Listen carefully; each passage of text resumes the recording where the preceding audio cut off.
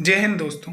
जैसा कि आप अपनी स्क्रीन पर देख रहे हैं, आज जो है हम पारिस्थितिकी एवं पर्यावरण से जुड़े प्रमुख शब्दों के बारे में जानेंगे, जो कि एग्ज़ाम के पॉइंट ऑफ व्यू से काफ़ी इम्पोर्टेंट हैं और लगभग इन शब्दों से एग्ज़ाम में क्वेश्चन पूछ लिए जाते हैं। तो चलिए स्टार्ट करते हैं हम।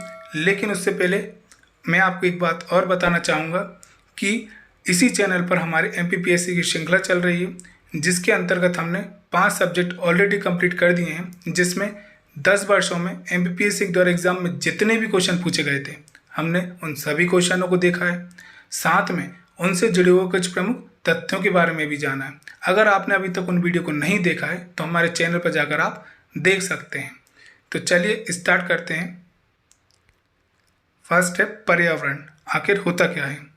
पर्यावरण संरक्षण अधिनियम 1986 के अनुसार पर्यावरण किसी जीव के चारों तरफ घिरे भौतिक एवं जैविक दशाएं एवं उनके साथ अंतःक्रिया को सम्मिलित करता है।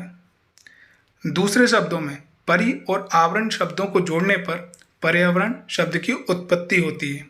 अतः पर्यावरण का शाब्दिक अर्थ है जो आवरण हमें चारों ओर से घेरे हुए है। पर्यावरण के 3 संघटक हैं। अजैविक संघटक, जिसके अंतर्गत स्थल, वायु और जल आते हैं। जैविक संघटक, इसमें पादप, मनुष्य, जंतु और सूक्ष्म जीव आते हैं। ऊर्जा संघटक, सौर ऊर्जा एवं भूतापीय ऊर्जा आती हैं। पर्यावरण की मुख्य विशेषताएं। पर्यावरण में समय तथा स्थान के साथ परिवर्तन होता रहता है। पर्यावरण जैविक एवं अजैविक पदार्थों के व्यावहारिक संबंध पर आधारित होता है। पर्यावरण अपने जैविक पदार्थों का उत्पादन करता है जो विभिन्न जलवायु एवं विभिन्न स्थानों पर भिन्न भिन्न होता है।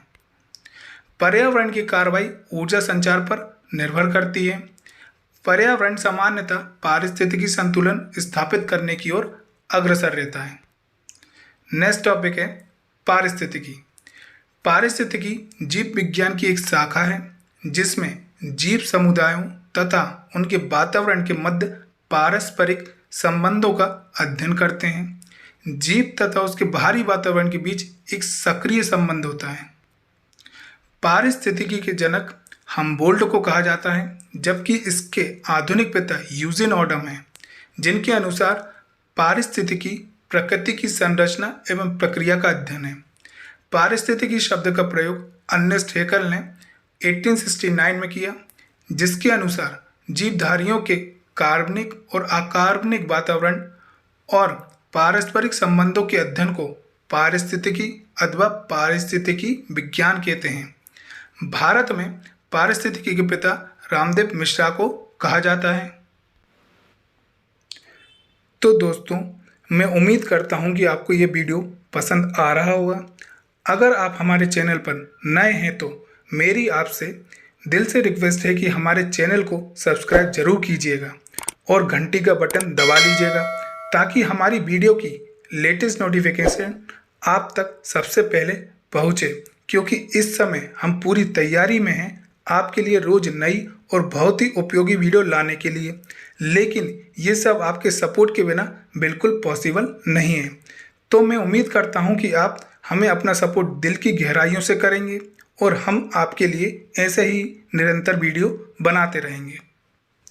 तो नेक्स्ट टॉपिक है पारिस्थितिकी तंत्र। जैविक जगत जैसे पेड़ पौधे, जीव जंतुओं और सूक्ष्म जीव तथा अजैविक जगत अर्थात भौतिक तथा रासायनिक पर्यावरण के स्वतः नियामक संबंध को पारिस्थितिकी तंत्र कहते हैं। दूसरे शब्दों में ऐसा तंत्र जिसमें पारिस्थितिकी का अध्ययन किया जाता है पारिस्थितिकी तंत्र कहलाता है। सर्वप्रथम वर्ष 1935 में एजी टांसले ने पारिस्थितिकी तंत्र की संकल्पना प्रस्तावित की थी। पारिस्थितिकी तंत्र की मुख्य विशेषताएं हैं। पारिस्थितिकी तंत्र जीव मंडल में एक सुनिश्चित क्षेत्र धारण करता है। यह कार्यशील क्षेत्रीय इकाई है। यह एक खुला तंत्र होता है। यह बाढ़ों को नियंत्रित करने में सहायता प्रदान करता है। तापमान की तीव्रता व सूखे को कम करता है। पारिस्थितिकी तंत्र के घटक हैं जैविक घटक। पारिस्थितिकी तंत्र के सजीव घटकों को जैविक घटक कहते हैं। ये 3 प्रकार के होते हैं: उत्पादक, उपभोक्ता और अपघटक।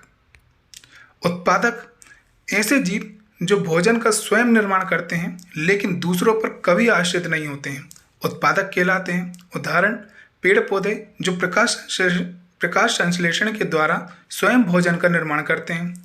और उपभोक्ता, ऐसे जीव जो भोजन प्राप्ति के लिए प्रत्यक्ष या अप्रत्यक्ष रूप से दूसरों पर आश्रित होते हैं, उपभोक्ता कहलाते हैं। उदाहरण, शाकाहारी, मांसाहारी और सर्वाहारी जीव जंतु।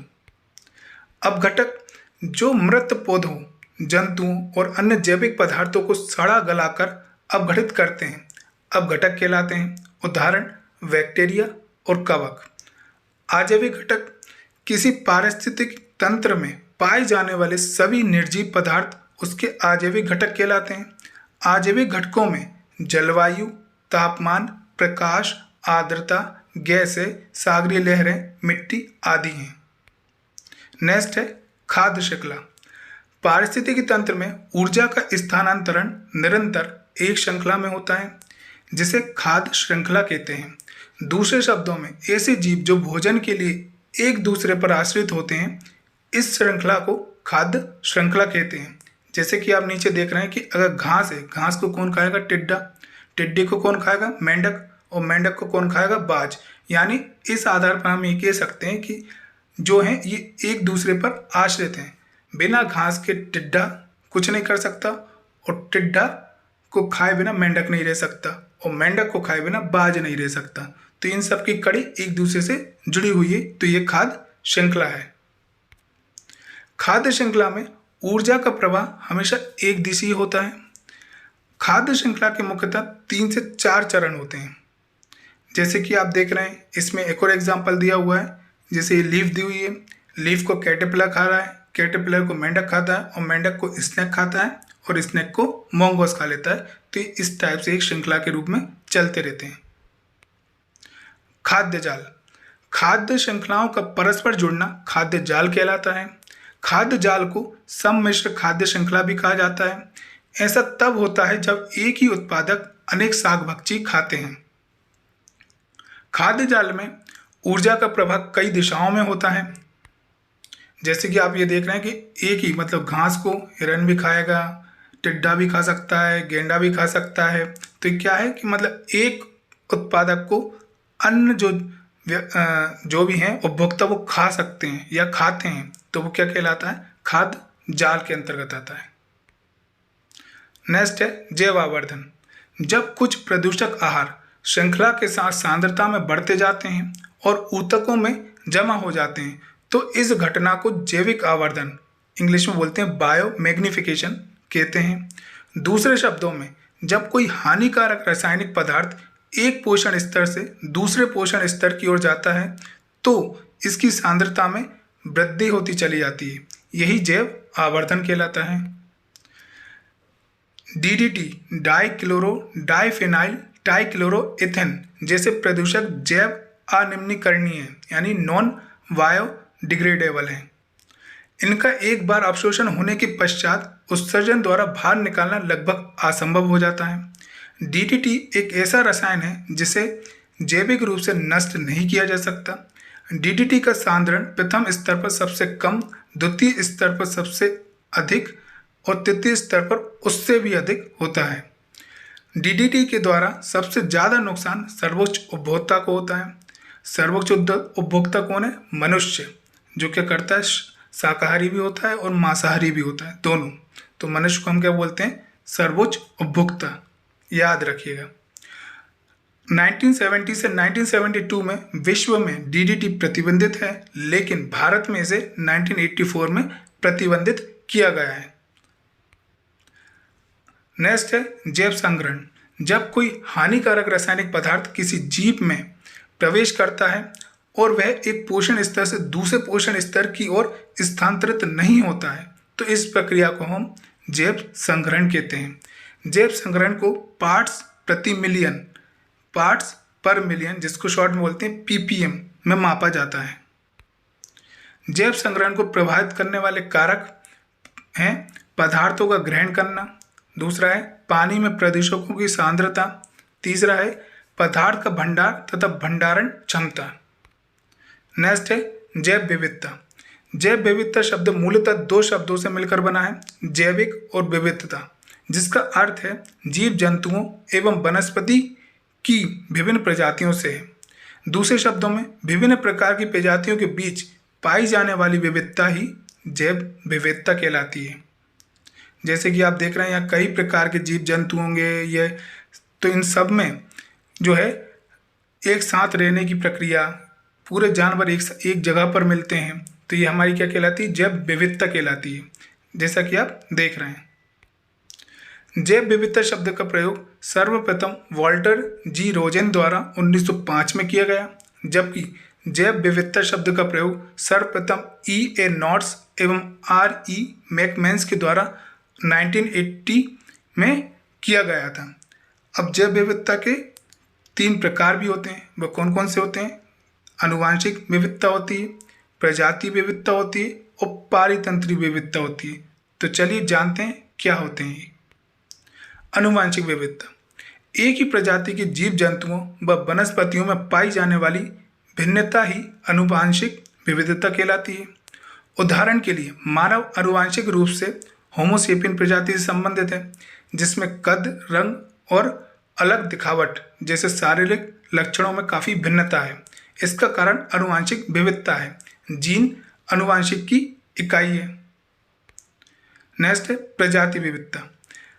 किसी पारिस्थितिक तंत्र में पाई जाने वाली विभिन्न प्रकार की प्रजातियों की संख्या में विविधता ही प्रजाति विविधता कहलाती है। एक विशेष पारिस्थितिकी तंत्र में प्रजाति विविधता को 0 से 1 के बीच में मापा जाता है। 0 एक आदर्श स्थिति होती है जो इस पारिस्थितिकी तंत्र में अनंत विविधता दर्शाती है। वहीं 1 दर्शाता है कि उस विशिष्ट पारिस्थितिकी तंत्र में केवल एक प्रजाति निवास करती है। पारितंत्री विविधता प्रत्येक प्रकार के पारितंत्रों में होने वाले पारितंत्रीय प्रक्रियाएं तथा आवास स्थानों की भिन्नता ही पारितंत्रीय विविधता कहलाती है। दूसरे शब्दों में एक पारितंत्र के जीव जंतुओं व वनस्पतियों द्वारा दूसरे समुदाय के जीव जंतुओं व वनस्पतियों के बीच पाई जाने वाली विविधता को सामुदायिक या पारितंत्र विविधता कहते हैं। जैव विविधता के लाभ। जैव विविधता भोजन, कपड़ा, लकड़ी, ईंधन तथा चारा की आवश्यकताओं की पूर्ति करती है। यह कृषि पैदावार बढ़ाने के साथ साथ रोग रोधी तथा कीट रोधी फसलों की किस्मों के विकास में सहायक होती है। यह औषधीय आवश्यकताओं की पूर्ति करती है। यह मृदा निर्माण के साथ साथ उसके संरक्षण में भी सहायक होती है। यह रासायनिक खाद आपूर्ति में भी कमी करती है। इसकी अधिकता होने से शुद्ध जल की आपूर्ति बढ़ती है। जैव विविधता की कमी से होने वाली हानियाँ। जैव विविधता की कमी से प्राकृतिक आपदाएं उत्पन्न होती हैं, जैसे बाढ़, सूखा, भूकंप और सुनामी आदि। जैव विविधता को नष्ट करने में सहयोगी कारक निम्न हैं जो मानवीय गतिविधियों से संबंधित हैं: अधिक जनसंख्या, वनों का कटाव, वायु प्रदूषण, जल प्रदूषण, मृदा प्रदूषण एवं ग्लोबल वार्मिंग। नेक्स्ट है आवास का विखंडन और है विदेशी प्रजातियों का आगमन। नेक्स्ट है बायोम, एक विस्तृत स्थलीय अथवा जलीय पारिस्थितिकी तंत्र जिसमें विशेष प्रकार के पेड़ पौधे तथा जीव जंतु पाए जाते हैं, बायोम कहलाता है। किसी भी बायोम के घटकों में जैविक तथा अजैविक तत्व सम्मिलित होते हैं, जैसे कि आप देख रहे हैं पिक्चर में कि एक साइड जो है वो स्थलीय है जिसमें ये पक्षी बैठे हुए हैं, एक है स्थलीय पारितंत्र और एक है जलीय पारितंत्र। बायोम 2 टाइप के होते हैं, एक स्थलीय बायोम होता है और एक जलीय बायोम होता है, जैसा कि अभी हमने देखा। इसके एग्जाम्पल भी कौन कौन से हैं, जैसे वन हो गए, घास, भूमि तथा मरुस्थल। और जलीय बायोम होता है ताजा जल, लवणीय जल तथा समुद्री जल। नेक्स्ट है जैव मंडल, पृथ्वी के ऐसा क्षेत्र जहाँ जीवन संभव होता है जैव मंडल कहलाता है। दूसरी शब्दों में जैव मंडल का साधारण भाषा में अर्थ उस स्थानीय भाग से है जहाँ जीव निवास करते हैं और अपनी संख्या को बढ़ाते हैं। इसे जैव मंडल कहा जाता है। जैव मंडल के अंतर्गत स्थल मंडल, जल मंडल एवं वायुमंडल के सभी जीवों का समावेश होता है। जैसा कि आप पिक्चर में देख रहे हैं, यहाँ पर स्थल मंडल भी दिखेगा आपको, जलमंडल भी दिखेगा, और जहाँ पर और ये वायुमंडल भी, जहाँ पर इन तीनों का समागम होता है वहाँ पर जैव विविधता बहुत ज़्यादा पाई जाती है। तो दोस्तों, मैं उम्मीद करता हूँ कि आपको ये वीडियो काफ़ी पसंद आ रही होगी, और जाते जाते आपसे सिर्फ एक बात कहना चाहता हूँ कि जिस तरह नमक के बिना खाने का स्वाद अधूरा है, ठीक उसी तरह आपके सपोर्ट के बिना हमारे ये प्रयास अधूरे हैं। तो स्वाद बढ़ाते जाइए और सपोर्ट दिखाते जाइए। धन्यवाद। जय हिंद, जय भारत।